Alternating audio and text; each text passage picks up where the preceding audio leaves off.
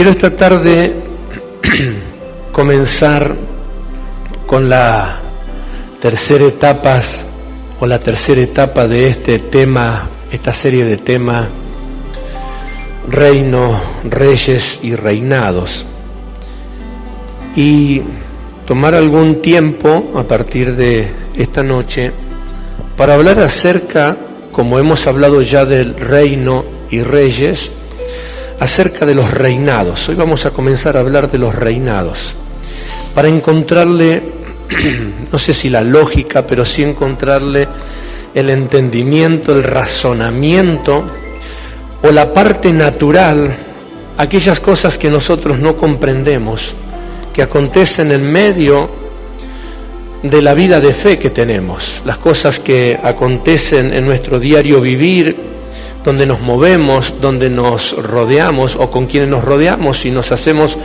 una y mil veces las preguntas de que, pero ¿cómo? Si Dios está, ¿por qué son así? Si Dios está, ¿por qué pasa esto? Si Dios está. Y parece ser que esa pregunta, si Dios está, siempre termina siendo en el culpable, ¿no? Si Él está, esto no tiene que pasar. Dios estaba en el cielo y sin embargo un ángel se quiso rebelar contra Él, así que decía que tenés a tu lado, todo puede pasar. Así que nosotros no tenemos que entrar en esa temática de preguntas, ¿por qué si Dios está pasa esto? ¿Por qué si es la casa del Señor pasa lo otro? ¿Por qué si hay tantos cristianos, tantos creyentes? ¿Cuántos somos en el mundo? Hay estadística de cuánto. Yo no sigo las estadísticas porque son muy tediosas y a veces te marean, ¿verdad? Porque de acuerdo a conveniencia la suben o la bajan, pero sé que hay un gran número, y todavía falta, de creyentes alrededor del mundo, de hombres y mujeres que aman a Dios. Entonces la gente, cuando empieza a ver que en el mundo hay un montón de creyentes, comienzan a decir, y si hay tantos cristianos en el mundo, ¿por qué no se puede terminar con esto? ¿Por qué no se puede cortar con lo otro? Y nosotros debemos entender las diferencias, como ya hemos estudiado, de reino, rey, reinos y reinado, o reinos, rey y reinados. Hoy vamos a hablar de reinados. Para esto vamos a abrir la Biblia, si puede hacerlo, en el libro de Segunda de Crónicas. Vamos a estudiar estas historias que nos narran acá, la historia de los reyes, que en el libro de Reyes solamente la menciona en un párrafo muy pequeño y dice, todo lo demás está escrito en el libro de Crónicas. Cuando usted, por ejemplo, va al libro de los Reyes, primero y segunda de Reyes, va a encontrar todos los reinados. Si quiere estudiar de reinados y qué pasaron en esos reinados, vaya a los capítulos de Reyes, y usted encontrará ahí, por ejemplo, que dice el reinado de fulano, el reinado de mengano, del sultano, o de este o de aquel, y ahí está escrito lo que hizo, bueno o malo, ¿verdad? Pero ¿por qué está escrito en la Biblia acerca de los reinados? Porque los reinados están sujetos a variantes. Ya aprendimos que el rey no cambia, gracias a Dios que el rey no cambia, Dios sigue siendo nuestro rey, así que ahí tenemos una seguridad de que las cosas, por más que se vuelten o se pongan de cabeza, no van a modificar la voluntad y el propósito de Dios. Dios es rey y Él va a llevar adelante su propósito, porque Dios no cambia, ese rey no cambia.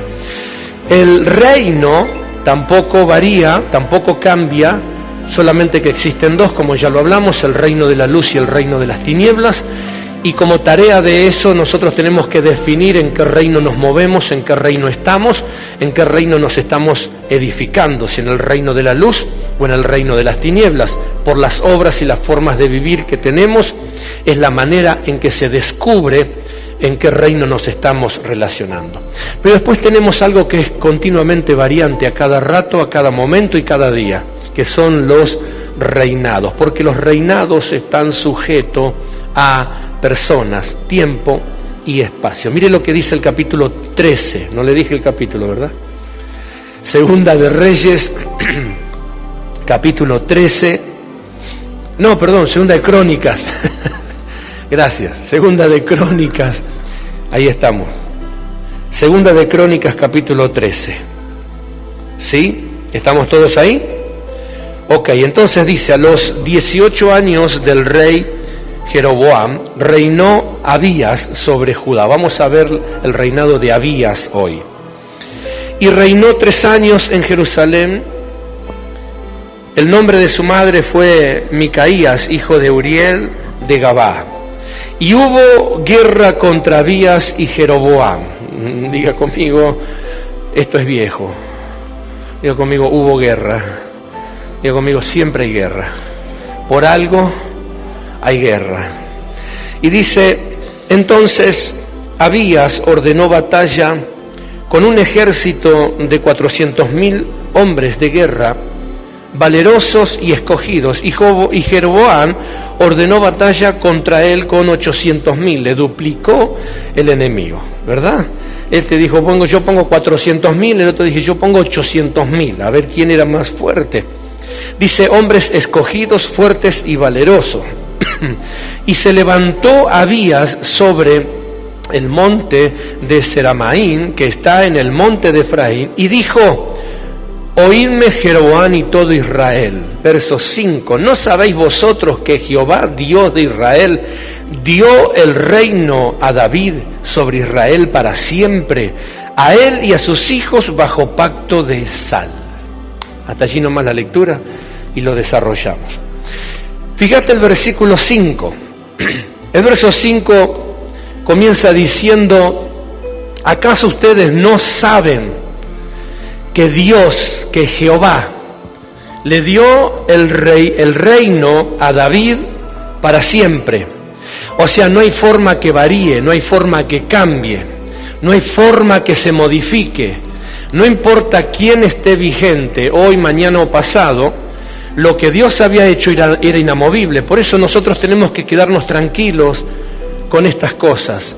Si tenemos en claro que Dios es el Rey, y tenemos en claro que Él tiene un reino y nosotros somos parte de ese reino, ya es una etapa ganada, ya hay como un 70, un 80% de todas las aflicciones resueltas, aunque las tengamos que pasar. Lo otro y lo demás que tiene variante y que nos altera y que nos quita a veces la calma, la paz, en algunos casos el sueño, en otro el apetito, en otro diferentes cosas que van aconteciendo en el físico, obedece a las variantes de los integrantes de esos reinados. Entonces, todos ellos sabían que Dios le había dado el reino a David. Por eso levantó un linaje y dice y se profetiza que de la raíz de Isaí se levantaba un bastión, se levantaba una línea por la cual vendría el Salvador, y dijo que el trono, el reino de Dios, iba a ser sobre David fijo, firme para siempre. Entonces de ese linaje sanguíneo, de ese linaje sacerdotal, se levanta o viene proféticamente la línea de Jesús sacerdotalmente. Entonces eso era inamovible, no se podía modificar porque se modificaban las promesas.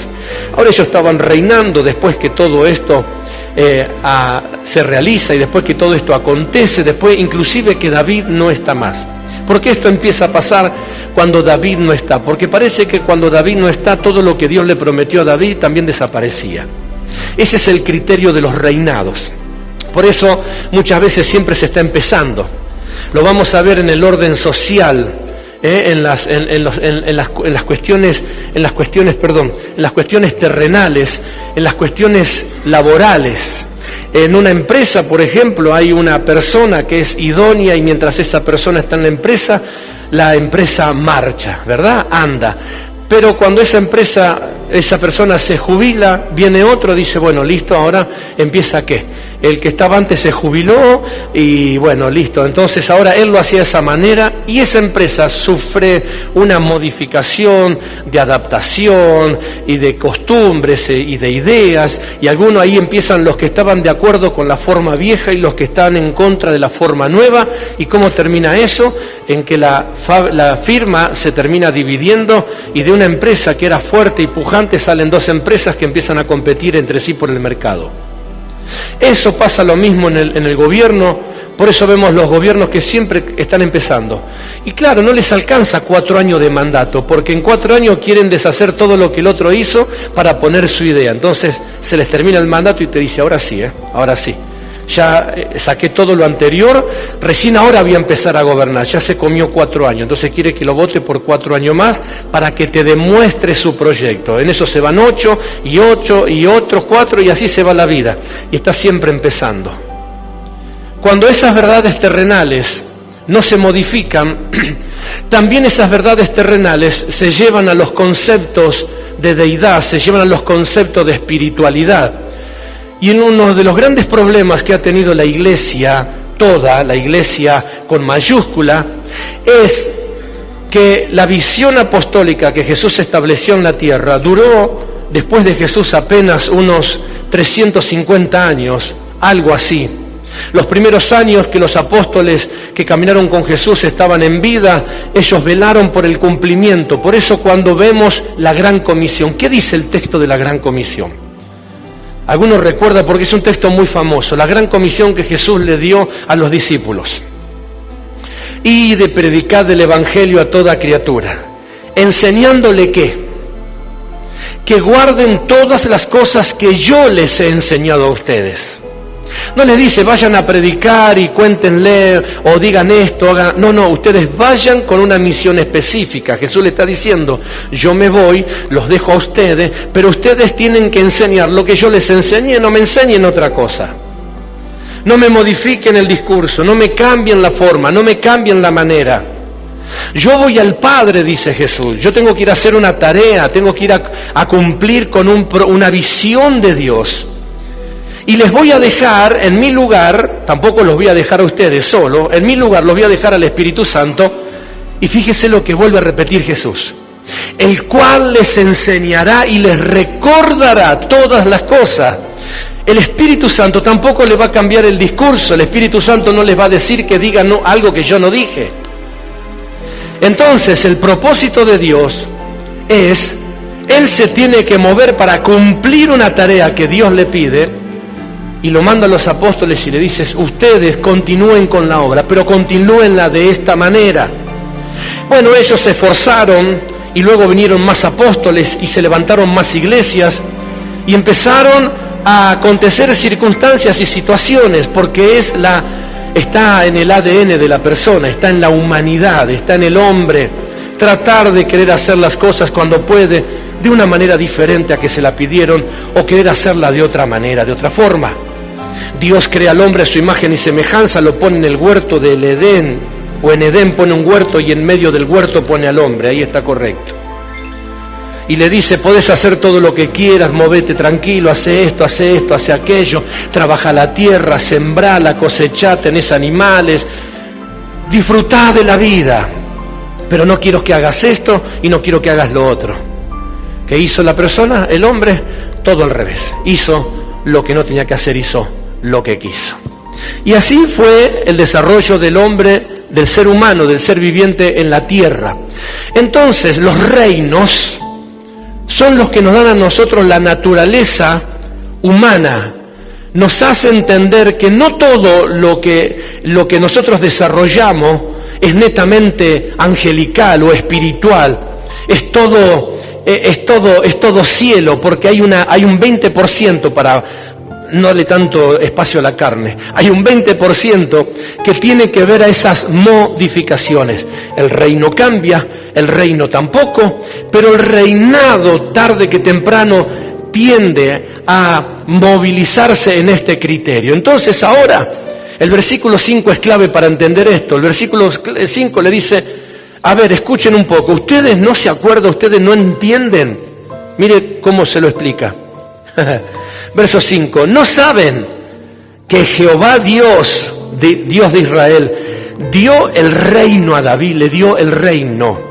O sea que le dio algo que no podía variar, que no podía cambiar. Pero David no estaba, y lo peor de todo que Salomón tampoco estaba. La primera generación no estaba, la segunda generación tampoco estaba, y ahora estaba una tercera generación que era, por ejemplo, este muchachito Roboam, el hijo de David. Entonces yo escribí algo para compartirles. El reinado tiene cambios generacionales, no divinos. esto es importante, los reinados tienen cambios generacionales, no divinos. Diga conmigo, los reinados tienen cambios generacionales, no divinos. Los tiempos del apóstol Pablo al tiempo nuestro cambiaron. Los tiempos, por ejemplo, de Moisés a los tiempos del apóstol Pablo cambiaron. Por eso en los tiempos de Moisés las leyes dictaban unas cosas y luego Jesús cuando vino a la tierra dice, ustedes escucharon que la ley de Moisés dice esto, ojo por ojo, diente por diente, la ley del talón, mas yo digo esto y esto.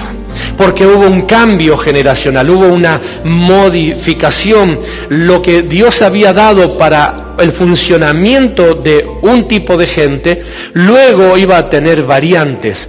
Por eso tenemos que entender que las estancias o las estadías generacionales son las que cambian. Lo divino no cambia, porque Dios no cambia. Dios sigue siendo el mismo. Dios tiene una sola forma en que le sirvamos, aunque las personas cambien. Lo que pasa es que cuando no hay enseñanza, no hay conocimiento de reino, rey y reinados, la gente comienza a entender que cuando la nueva forma de hacer algo es una reforma espiritual. Por eso las iglesias hablan de reformas espirituales. Y cuando dice estamos en un avivamiento, estamos en la época de la reforma apostólica, están diciendo que ahora van a cambiar lo que hicieron los antiguos apóstoles. Y no hay reforma apostólica, hay reforma generacional. Somos otros apóstoles los que estamos, pero el fundamento tiene que ser el mismo. La verdad tiene que ser la misma. La palabra de Dios debe ser enseñada de la misma forma. El apóstol Pablo lo hizo con las herramientas que tenía, el apóstol Cristian lo hace con las herramientas que Dios le da. Lo que no puede cambiar es el fundamento, es la base bíblica, es la esencia de Dios, es el principio de Dios, es la palabra, es la revelación. Puede haber otra manera. Él no tenía micrófono, yo sí, gracias a Dios.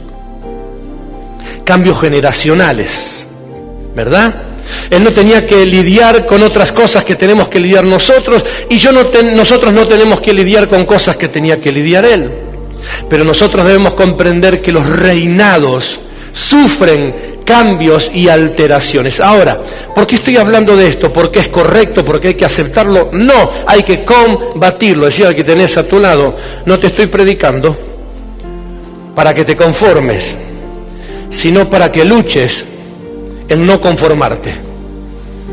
No debemos conformarnos con las modificaciones generacionales, porque las modificaciones generacionales no es un principio de Dios, es un principio de la tierra, es un principio de la gente. La gente tiene la idea de cambiar siempre los conceptos. Vos lo pusiste a la derecha, cuando es mi turno lo hago a la izquierda.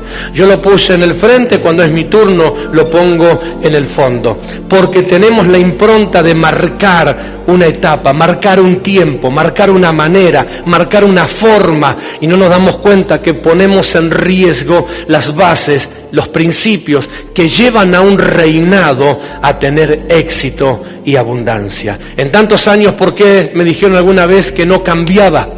Cuando comenzamos la obra ministerial, le pregunté al Señor cómo teníamos que hacer el orden del culto. El orden del culto tiene una forma, tiene inicio, tiene presentación, tiene alabanza, tiene finanzas, tiene adoración, tiene palabra. Y lo más importante de muchas congregaciones, el Señor nos dirigió a que lo hagamos a lo último de todo. ¿Qué es? Ofrenda y diezmo. Sin la animosidad de criticar a nadie, muy pocos lugares contados con los dedos de una mano, y sobran, tienen la osadía, primero, de tener cultos como los que se tienen, gracias a Dios, en este lugar, predicar el tiempo que gracias a Dios se predica en este lugar, y encima, después de una predicación como muchas de las que tenemos, consagrar ofrendas y diezmos. Porque mayormente cuando hay una palabra que la gente no quiere escuchar, al medio de la predicación la gente se levanta y el pastor dice, uy, se me fue un diezmo, una ofrenda. Entonces, más vale, vamos a consagrar las finanzas antes que le predique, cosa que si se enoja ya ofrendó. Hola. Tendría que pedir perdón por ser tan generoso con estos dichos, pero no voy a pedir perdón porque es la realidad. Y cuando comenzamos la obra, le dijimos al Señor, Señor, ¿qué es lo que tenemos que hacer? ¿Cómo hacemos? al final de todo, ofrendas y diezmo. Cuando yo dije esto en su momento, algunas autoridades espirituales me dijeron, no te va a ir bien, ¿eh? ¿Por qué no? Y porque la mayoría de las veces que alguien se ofenda, se enoje con lo que estás hablando, se va a levantar y se va, y que se vaya. El que no siembra, no es problema mío. Por eso en esta cuarentena, no, una cuarentena eterna. En esta pandemia muchos creyentes sufrieron tantos altibajos en sus economías y en sus finanzas. ¿Por qué cerraron tantas iglesias? ¿Usted se cree que cerraron tantas iglesias porque el gobierno no les permitió hacer culto? No. Cerraron tantas iglesias porque al no tener culto, la gente, ¿qué dejó de hacer? Dejó de sembrar. Entonces me dicen, no, ¿viste qué?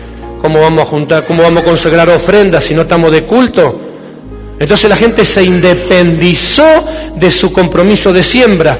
Y obviamente, al no tener actividad, al no tener reuniones, la economía física de la iglesia se resintió en muchos lugares. Por eso hay tantas iglesias que vuelven a tener un cartel de alquiler, hay tantas iglesias que han cerrado tristemente, pero no por la maldad de los hermanos o por la carnalidad de los hermanos, sino porque es lo que dice Oseas, que ya lo estudiamos, faltó conocimiento, faltó que aprendan a tener una vida de fe, saber que yo soy un sembrador y mi siembra excede a la apertura o cierre de la iglesia. Yo soy un sembrador. Si soy un sembrador, yo tengo que disponer mi semilla para ser sembrada. Es mi necesidad de sembrar porque soy yo el que tengo que cosechar.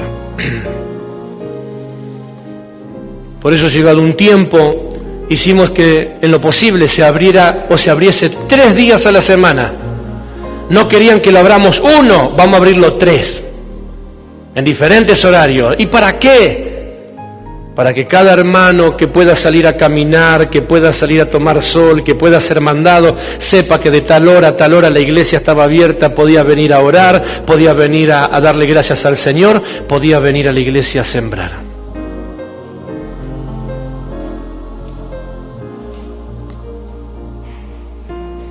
Había que decidir nomás de pasar, de ir. Pero la iglesia estaba abierta en diferentes horarios.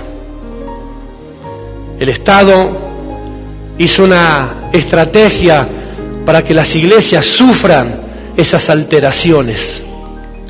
Pero nosotros debemos comprender cómo es el movimiento y cómo son estas realidades.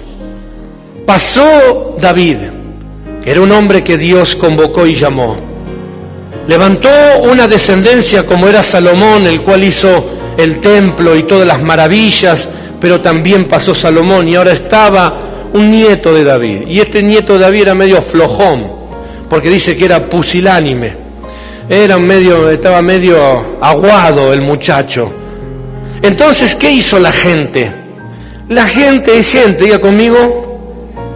Gracias. ¿Una segunda vez? ¿Una tercera con unción? La gente es gente. Entonces, ¿qué dice? Esto en tiempo de David no lo podríamos haber hecho. Gracias a Dios que David ya no está más. Y en tiempo de Salomón menos, porque Salomón era la sombra más inmediata que había de David. ¿Y ahora quién está? Y ahora está, ¿cómo se llama este muchacho? Roboam. Pero Roboam está medio aguado, así que ahora sí vamos a hacer lo que no nos animamos a hacer cuando David estaba. Entonces, mira, acompáñeme en la lectura. Vamos a leer algo.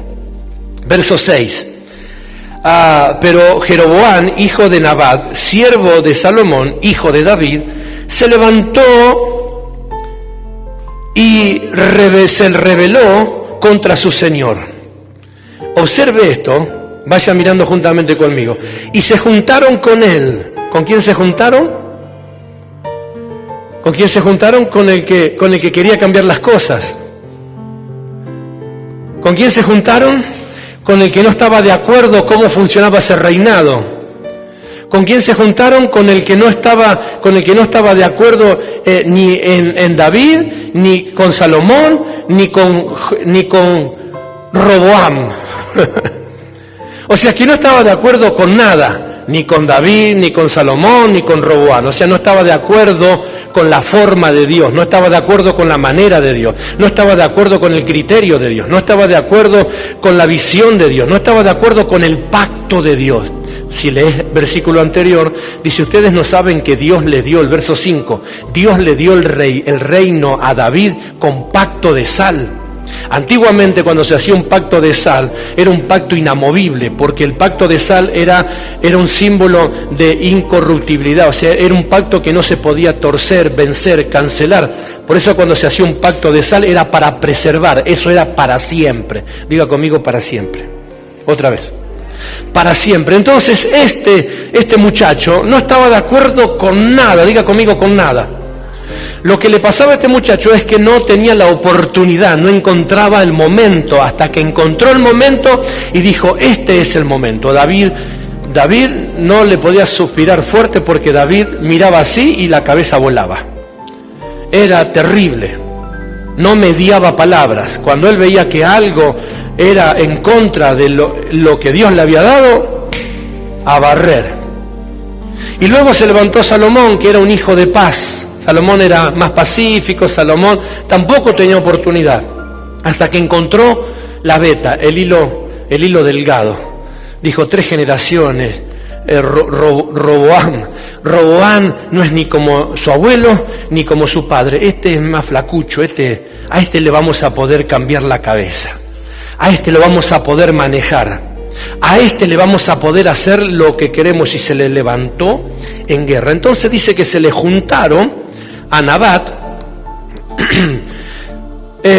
hombres, varones perversos, y pudieron más que Roboam, hijo de Salomón, porque Roboam era joven, pusilánime, y no se defendió de ellos. O sea, era un muchacho que no tenía carácter para tomar decisiones contundentes. Él medio como que, y bueno, no es así, muchacho, no, esto no se debe hacer.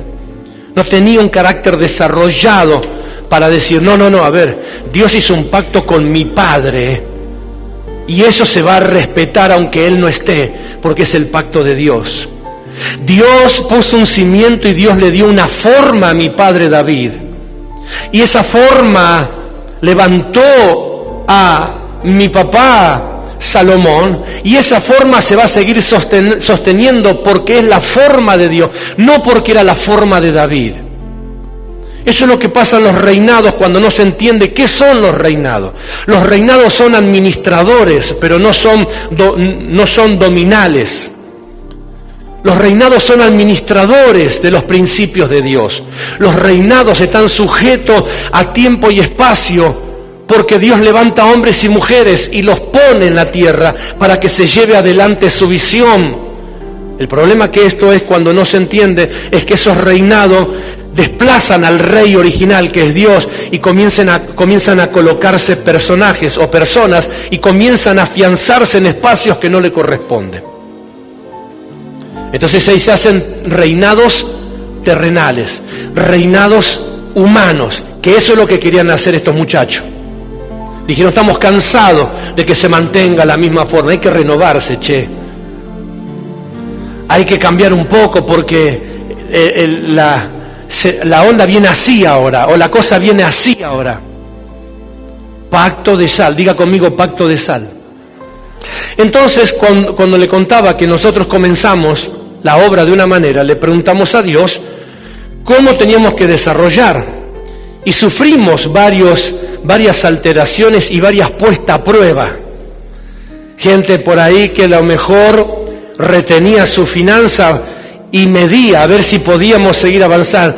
Y quiero que sepa un secreto, que cuanto más retención financiera hubo de la gente, más manifestación de prosperidad hubo de parte de Dios, porque la obra de Dios se tenía que hacer porque Dios lo había dicho. Era cosa que si nosotros nos ponemos a hacer memoria y ponemos a pensar y a repasar, hay cosas que no le encontramos explicación y no sabemos cómo ni de dónde. Pero luego entendemos que cuando comprendemos la edificación o la magnitud de que Dios es Rey y estamos en el reino de Dios, el reinado que administramos no tiene que tener variaciones humanas, no tiene que tener alteraciones terrenales, se tiene que mantener incolume. Por eso, como 1,5 metros acá abajo, bien acá abajo, están las piedras fundacionales enterradas con el pacto que hicimos con Dios y firmamos y lo enterramos para memoria delante de Dios, que jamás de los jamases, nunca, ni pasado el tiempo, se modificará ni se cambiará algo que Dios nos haya dicho que debemos hacer. Y en cada lugar que el Señor nos dio hicimos así, por pacto, porque entendemos que los reinados son los que destruyen los propósitos eternos, no el diablo. El diablo aparece solamente para los aplausos. Y él dice, qué buena obra de destrucción que hice. Muchas de las obras de que él se acredita no son de él, la hicieron la propia gente. Y no vamos a modificar las formas que Dios nos enseñó y nos habló de hacer. Salvo que traigan una máquina y rompan todo y lo desentierren de ahí abajo. Pero van a tener que esperar como 180 años, mínimamente. Hablo por mí. ¿Se entiende?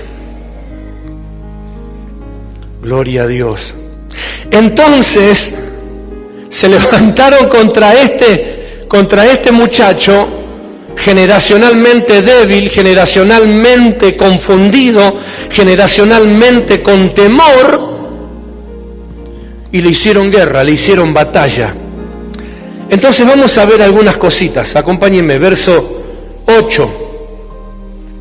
Dice, y ahora vosotros tratáis de resistir al reino de Jehová en manos de los hijos de David, porque son muchos y tenéis con vos, o tenéis con vosotros, los becerros de oro que Jeroboam os hizo para dioses. Fíjate lo que está hablando el versículo 8. Ustedes ahora, los que se les juntaron en guerra, ustedes pretenden, ¿cuál es la idea? Roboam entendía que no era con él la cosa. ¿Sabe contra qué era el ataque que estaban haciendo contra Roboam o Roboam?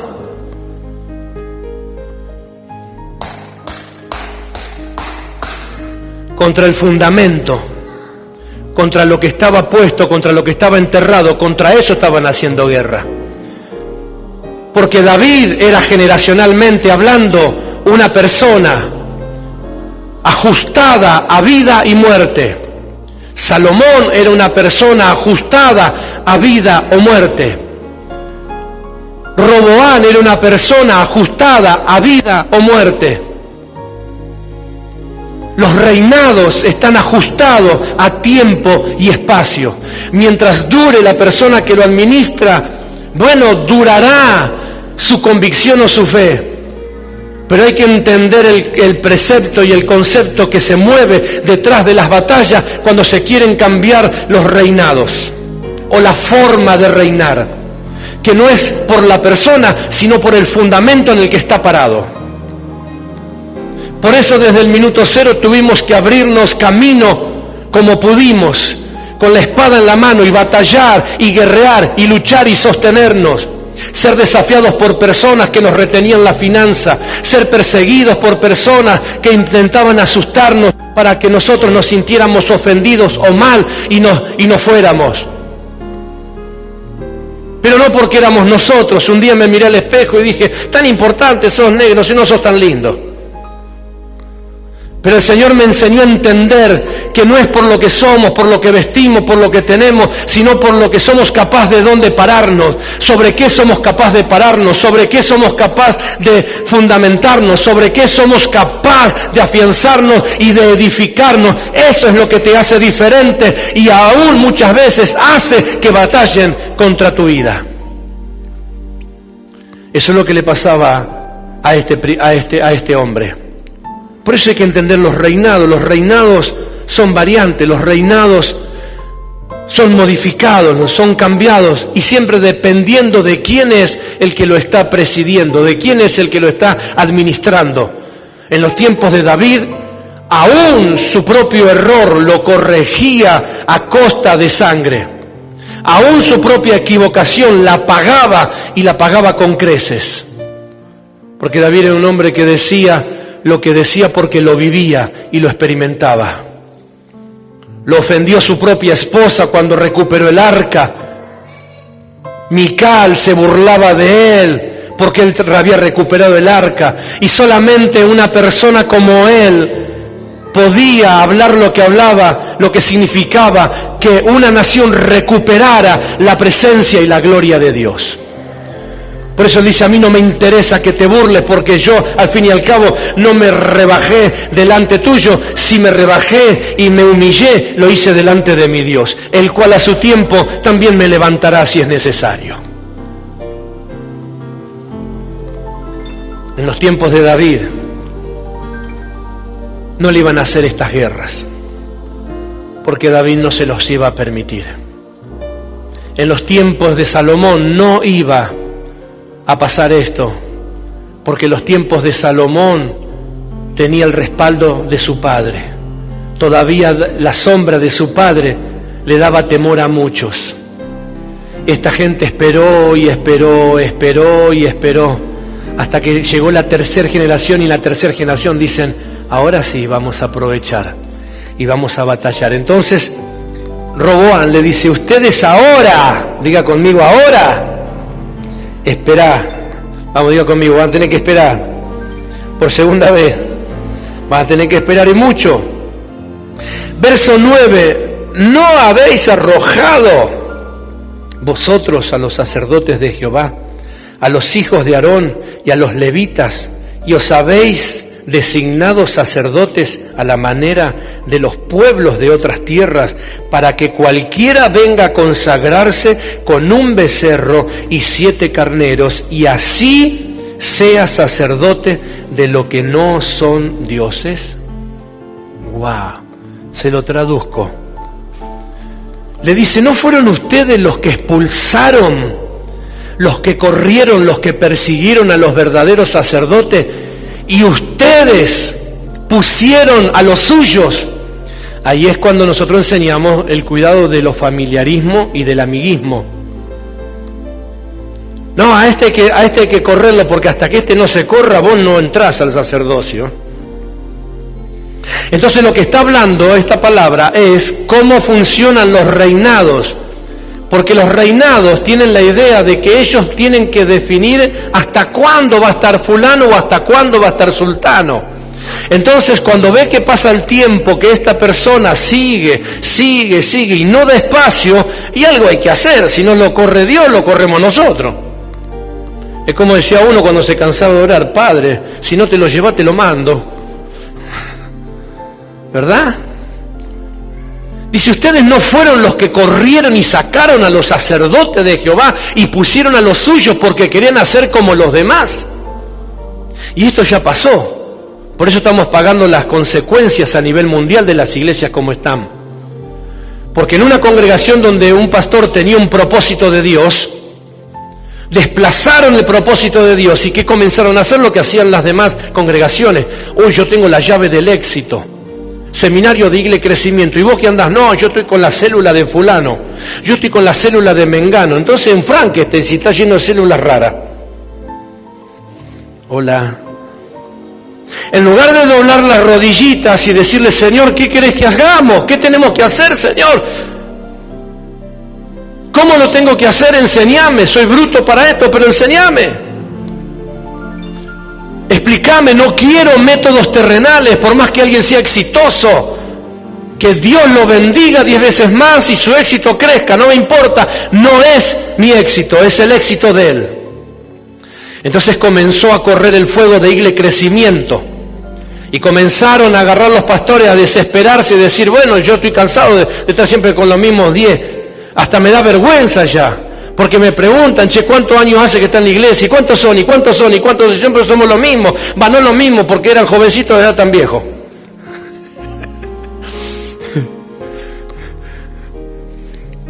A mí no me da vergüenza.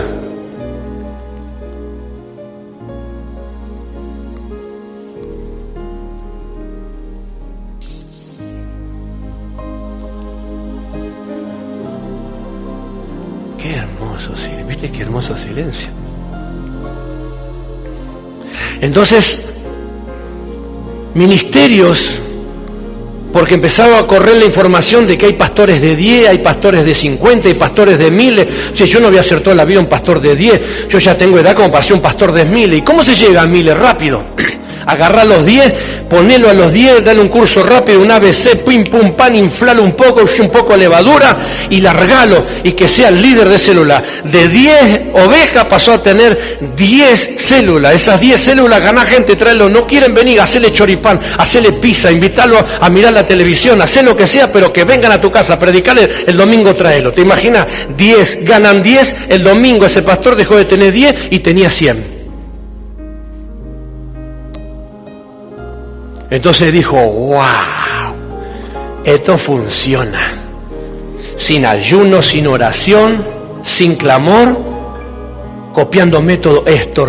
Entonces a eso lo agarraba más o menos, que esto, que el otro. Mire, yo ando mal porque tengo, pero no importa, si cuando el Señor quiera se lo va a sacar, no hay problema. Lo requintaban un poco, le daban otro ABC, lo encomendaban. Vos ya está, ya cuánto hace que está la célula de Cachito, 3 meses. Bueno, ya estás para ser líder de célula. Tenía una casa, no, pedí una prestada, listo. Y ya una arrancó. Y cuando cerró el año, de repente profetizó y hay que hacer templo nuevo y tirar paredes porque hay como 2000 convertidos. ¿Qué van a ser convertidos? Sacarle los choripanes a ver si siguen viniendo.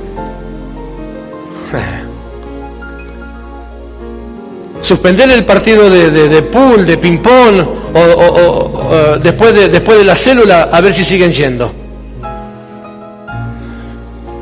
Y algunos lo politizaron, entonces fueron a los gobiernos de turno y encontraron los planes sociales, entonces le dijeron, ¡ah! ¡Guay, qué fuerte se está poniendo esto! Encontraron los planes sociales porque fueron ahí a pedir, le dieron planes sociales, entonces vino el pastor Próspero y le dijo, ¿sabe? Bueno, para la gente de la célula tal, si se esfuerzan, no tenés trabajo, no tengas problema, yo te doy un plan, ¿verdad? En lugar de ir a barrer la calle, en lugar de ir a limpiar zanja, venía a la iglesia que hay un montón de cosas que hacer. Te hago una planilla, trabajá en la iglesia y cobrá el plan. Entonces después de ese plan, 10 más, ofrendás, y queda todo en la iglesia.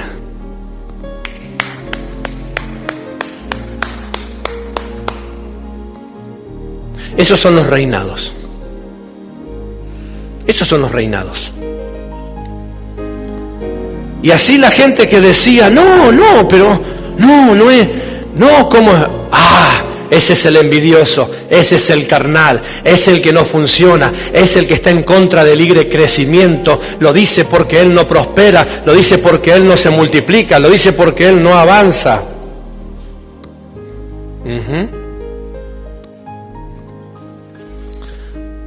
¿Para qué tanta contienda si cuando todo eso se presente delante del Señor, el Señor está esperando con un poquito de fuego del altar abajo y le va a hacer así? A ver si se quema o a ver si la obra permanece. Y si se quema, todo lo que pretendió amontonar no le va a servir para nada, porque solamente será hojarasca seca. ¿Entiende lo que estoy diciendo?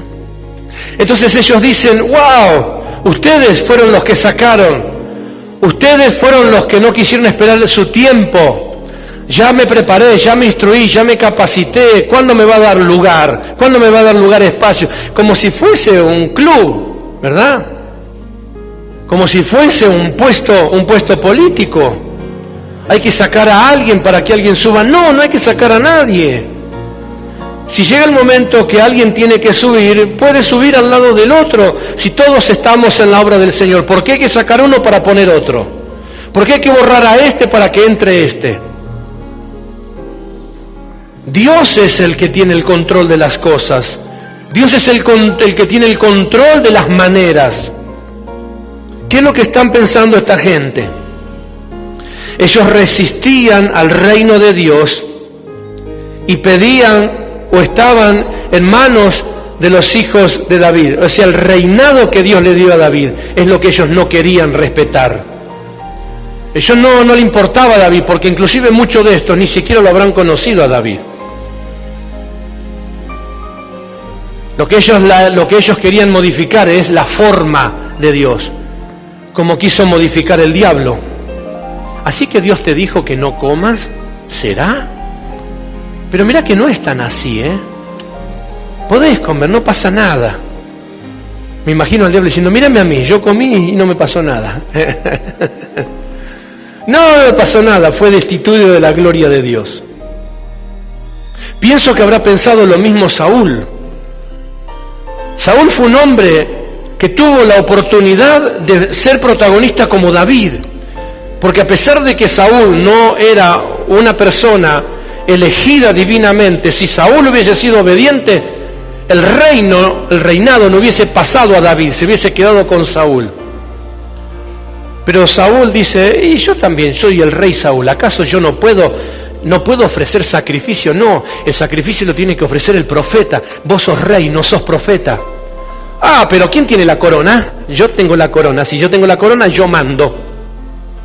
Y jugó una vez, jugó otra vez, jugó la tercera, hasta que Dios le dijo, me cansaste. Vos no estás apto para sostener, para respetar, para resguardar el reinado. Y lo arrancó y le dijo, ¿sabes una cosa? Hoy ha rasgado el reino Dios de ti y se lo ha dado a otro. Wow. Fíjese lo tremendo de esto. ¿Por qué es tan importante entender que lo que nosotros no defendemos, lo que defendemos no es reinado, no es nuestra parcela de tierra? Lo que nosotros defendemos es reino. Porque nosotros no mandamos acá. Por eso somos uno de los pocos que proclamamos abiertamente de que en este lugar, aparte de los apóstoles terrenales que hay un apóstol mayor que es el Espíritu Santo. Y el que manda, y el que gobierna, y el que ordena, y el que dice negro o blanco, punto y aparte. No más. La forma es de Él, la manera es de Él, si las almas son de Él, lo que hay es de Él, y lo que se hace para Él se hace. ¿Quién dice amén? Y lo que se da, para Él se da. Y en Él se siembra, y lo que en Él se siembra, se cosecha. Avanzo para terminar con esto.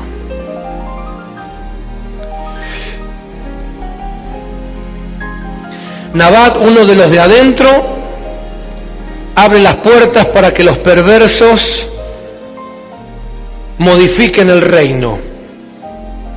Escuche, cuando lo de afuera se mete adentro, no es porque lo de afuera tiene más fuerza que lo de adentro, es porque alguien de adentro le abre la puerta. ¿Hola? ¡Ay, se me metió! No. Algo o alguien le abrió la puerta.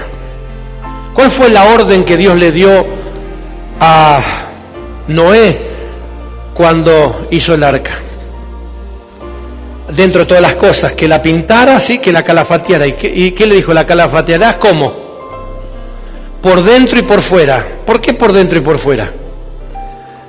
Porque tiene un propósito doble, que lo de afuera no entre y que lo de adentro no salga. Wow.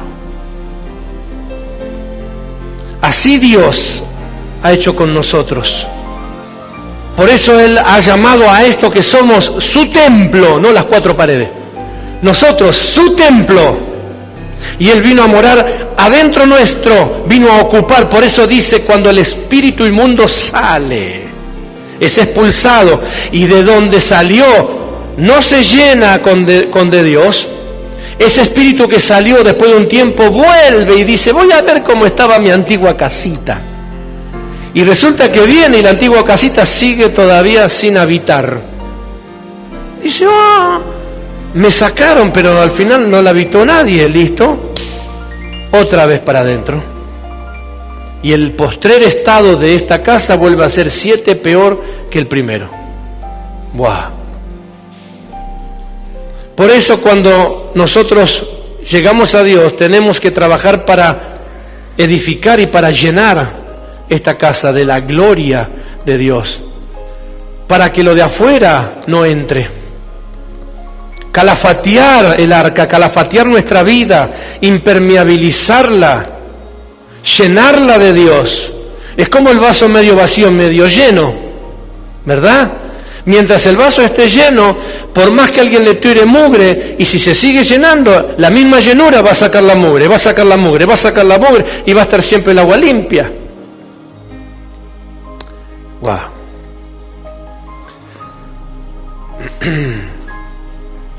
Diga conmigo, los espíritus se buscan.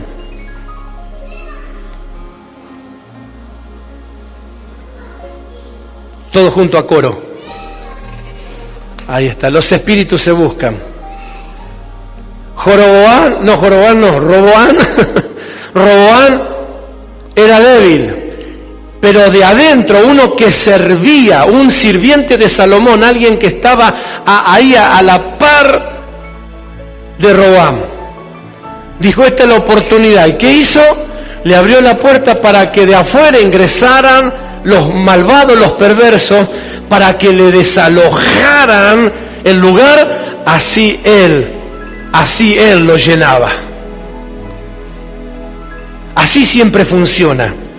Por eso hay que cuidarse. ¿Se acuerdan cuando hablamos del reino? ¿Qué dijimos nosotros del reino? Hay dos reinos, uno de la luz y el otro de las tinieblas. Nosotros tenemos que definir de en qué reino estamos edificándonos, de qué reino somos, por las obras que nosotros tenemos. Cuando hablamos de reino, hablamos de un espíritu. ¿Se acuerdan cuando hablamos del espíritu del reino? Que en el reino de la luz, ¿qué espíritu prevalece? El de sumar, el de multiplicar, el de levantar, el de edificar. En el reino de las tinieblas pertenece el espíritu de dividir, de restar, de retroceder, de dañar. ¿Se acuerdan de eso? Bueno, aquí está manifestado otra vez. Los espíritus se buscaron. El de adentro le abrió puerta al de afuera. Se buscaron para poder levantarse contra el reinado.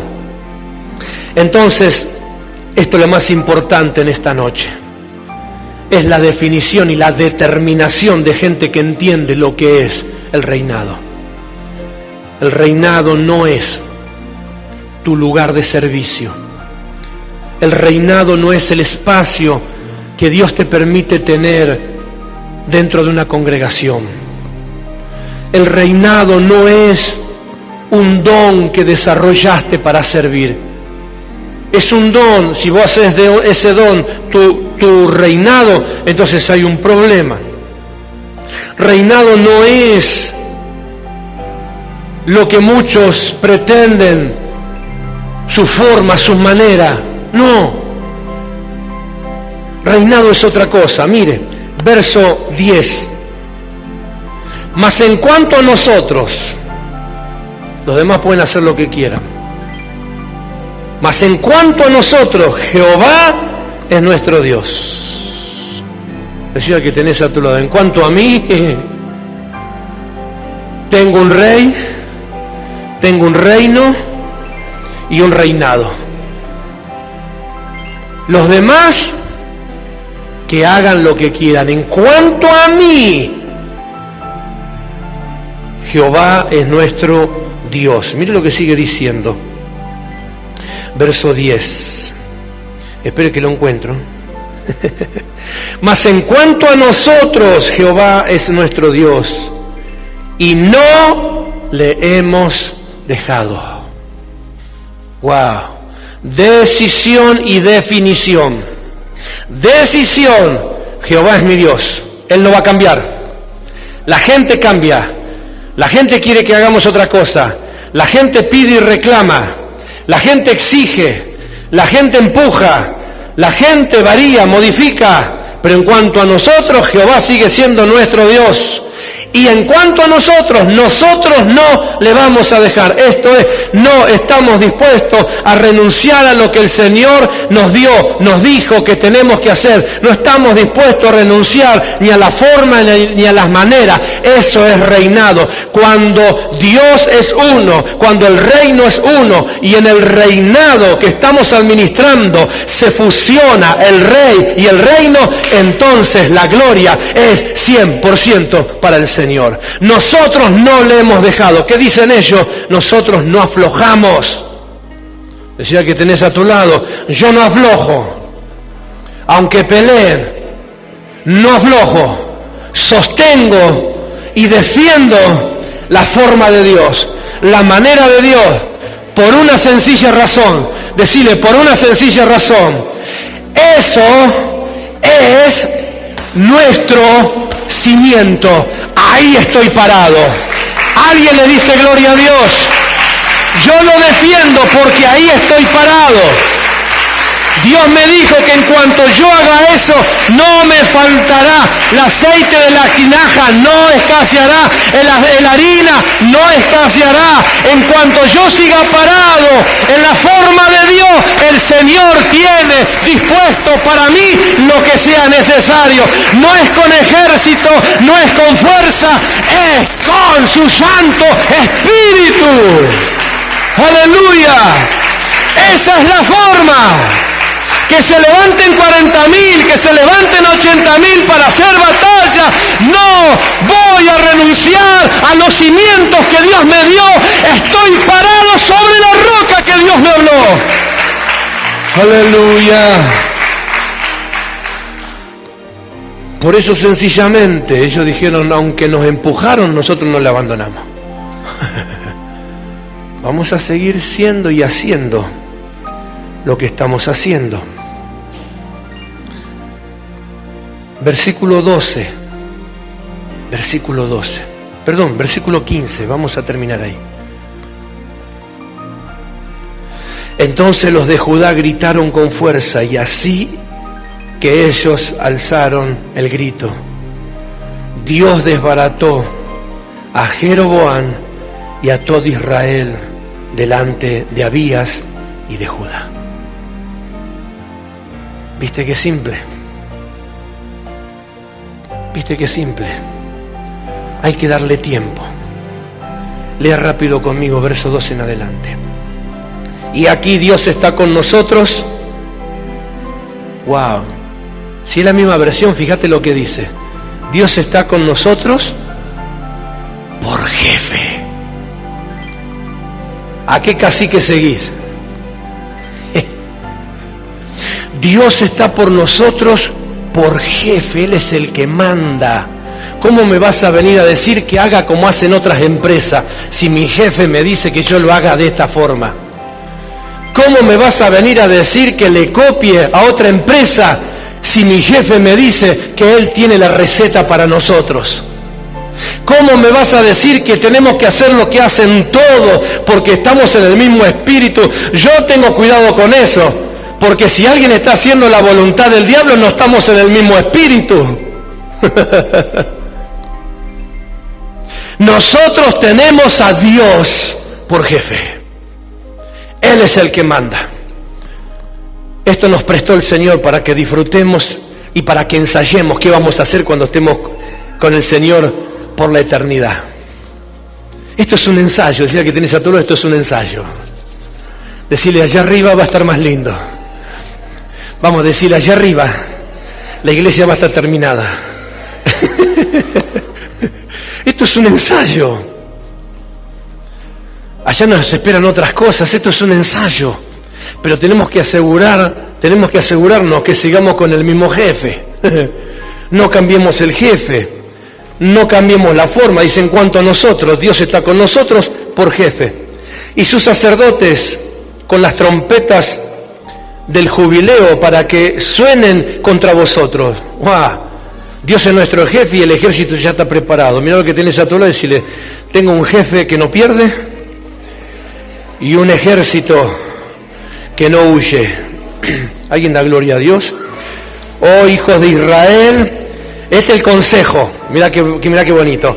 no peleéis contra Jehová, el Dios de nuestros padres, porque no van a prosperar. ¿Quién se anima a declararlo en esta noche? Diga conmigo, yo tengo un buen jefe y mi jefe me dio una forma y una manera. Hoy les aconsejo a los que quieren que cambie de forma, de reinado, de manera. Déjenme tranquilo, no peleen contra mi Dios, no peleen contra mi jefe, no peleen contra mi jefe, porque no van a prosperar. Amén, amén y amén. ¿Alguien trajo manos? Aleluya. No peleen contra mi jefe porque no van a prosperar. No van a prosperar. Estoy parado sobre un cimiento. Estoy parado sobre una roca. Aunque vengan los vientos, aunque soplen los mares, aunque golpeen contra la casa no caerá porque está cimentada sobre la roca. Estoy parado sobre la roca, le sirvo a Dios, Dios es mi jefe, Él pagará con creces y con abundancia. No peleen contra mi jefe, no peleen contra mi jefe. No van a prosperar si pelean contra mi jefe. Yo estoy firme, yo estoy parado. Pelearán contra mí y no me vencerán. Caerán 1000 y 10.000 a mi diestra, mas a mí no llegará. Aleluya.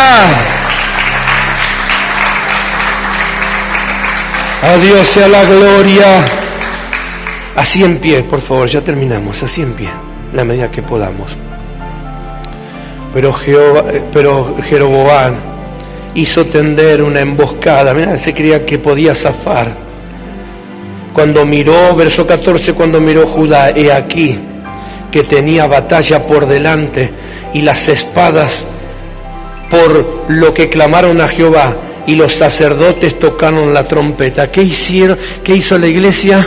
La iglesia hizo lo que sabe hacer: quejarse, recurrir a los políticos, recurrir a los empresarios. No, amado de mi corazón, de mi alma, la iglesia, los sacerdotes hicieron lo que saben hacer. Levantaron clamor a Jehová y el Señor oyó su clamor. Levantaron alabanza al Señor y el Señor escuchó su clamor. Levantaron su voz al Señor y el Señor escuchó su clamor. No es con la estrategia de los hombres, no es con la estrategia de los políticos, no es con la estrategia de los iluminados, no es con la estrategia de los que más resultados tienen. Esto es sencillo: los sacerdotes estamos para ejercer sacerdocio, estamos para alabar, para glorificar al Señor. Somos levitas, somos pueblo deseado del Señor, somos el pueblo escogido. El Señor nos vistió con ropas sacerdotales, y sabes una cosa, cuando hay una batalla aún nos vestimos como soldados, pero usamos las armas que tenemos: la oración, el ayuno, el clamor, la alabanza, porque no es con la fuerza de los terrenales, es con el respaldo de Dios que vos y yo vamos a seguir viendo la gloria de Dios sobre nuestras vidas. No cambies la forma, no hay secretos, el único principio está en Dios.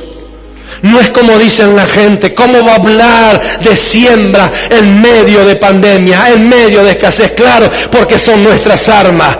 Las armas de nuestra milicia son poderosas en Dios para la destrucción de fortaleza, para derribar todo argumento que se levanta contra el conocimiento de Jehová, para ser levantados, para ser edificados. ¿Qué puede hacer el creyente cuando todo se corrompe? Puede hacer una sola cosa: levantar al Señor su mirada. Mi socorro viene de Jehová, que hizo los cielos y la tierra. No dará él mi pie al resbaladero, no se dormirá el que guarda a Israel. Él no se duerme, él no se olvida, él tiene los ojos puestos en mí. Aleluya. Ese es mi secreto, esa es mi fuerza y esa es mi victoria. Bendito sea el Rey. Bendito sea Dios. Y los que se levantaron para pelear huyeron. Y Dios hizo grandes obras entre ellos. Jeroboam no podía, porque carnalmente él era flojo. Como muchos de nosotros, ante toda esta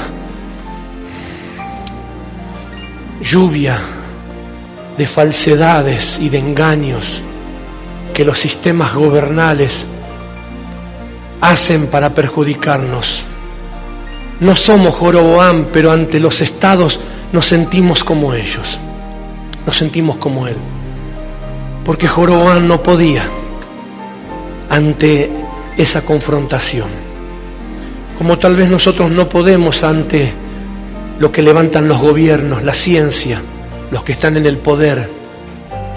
Te imponen cosas, te quieren disciplinar con amenazas, perjudican las economías mundiales, destruyen las generaciones que se están formando, destruyen las familias, dividen los hogares. Y a veces nos sentimos como de decir, ¿y qué podemos hacer ante esto, contra esto? ¿Será que tenemos que callarnos? Y bueno, el Señor sabrá. ¿Qué hacemos? ¿Nos acomodamos a la circunstancia como hacen la mayoría? No. En cuanto a nosotros, Jehová es mi jefe. En cuanto a nosotros, Dios es el que sigue mandando. En cuanto a mí, no me voy a doblegar, porque Dios está conmigo. Su ley es mi roca, su palabra es mi cimiento. Claro, las adversidades, claro, las circunstancias, claro, lo entiendo, pero es la decisión y la determinación. Ellos dijeron, ustedes están acostumbrados a manejar y a modificar los reinados, pero nosotros no le dejamos. No importa cuántos creyentes se pasen para la otra línea, no importa cuántos cristianos se modernicen, no importa cuántos ministerios adopten sistemas de gobiernos corruptos para seguir teniendo sus salones, sus iglesias o sus estadios llenos. Nosotros no le vamos a dejar al Señor. Nosotros no vamos a cambiar los preceptos que Él nos dio. Aunque tengamos que mirarnos la cara más de una vez, no vamos a dejarlo. No vamos a dejarlo. Así que en esta noche, hasta aquí es lo que el Señor puso en mi corazón. Pero sí es importante esta noche que puedas tomar esta palabra como una llave, como hizo esta gente. Ellos estaban abrumados. Tenían que hacer dos cosas: soltarlo a Dios y acomodarse a lo que le estaban imponiendo. Cambio de reinado, cambio de sacerdotes, cambio de formas, cambio de manera, como quiso hacer el Estado acá con nosotros: días, horario sí, horario no, distanciado por número de documentos. No, yo no lo voy a aceptar, no le voy a dejar al Señor. Dios me dio una forma y esa voy a sostener. Esa es la manera. Él no me va a defraudar, Él no me va a abandonar.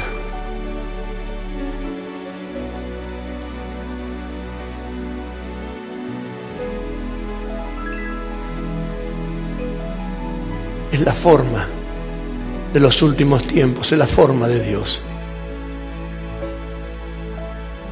Es la forma de Dios. Esa forma que llega para que te arruine todo por lo cual trabajaste tantos años y edificaste en tu casa, en tu familia. Que le pongan el título de lo que quiera: añejado, arcaico, antiguo. Esa es la forma que Dios me dio, es la forma que tengo. Y sabes una cosa, los vientos van a soplar, las tormentas van a venir, pero yo estoy seguro que si sigo parado en la forma de Dios, mi casa estará segura, mi vida estará segura, mi hogar estará seguro, mi salvación estará guardada. Quiero animarte en esta noche que puedas entender esta palabra. Ellos decidieron y dijeron: nosotros no le hemos dejado. Y yo sé que si hago una convocatoria, aquí hay gente que ha tomado decisiones, ha tomado determinaciones de decirle al Señor: Señor, no sé cómo lo vas a hacer, no sé qué es lo que va a pasar, pero yo no estoy dispuesto a dejarte, no estoy dispuesto a soltarme de tu forma y de tu manera. Y quiero pedirte en unos segundos, mientras nos vamos preparando ya casi para retirarnos, que así donde estamos cierres tus ojos, porque hay algo glorioso del Señor que está pasando.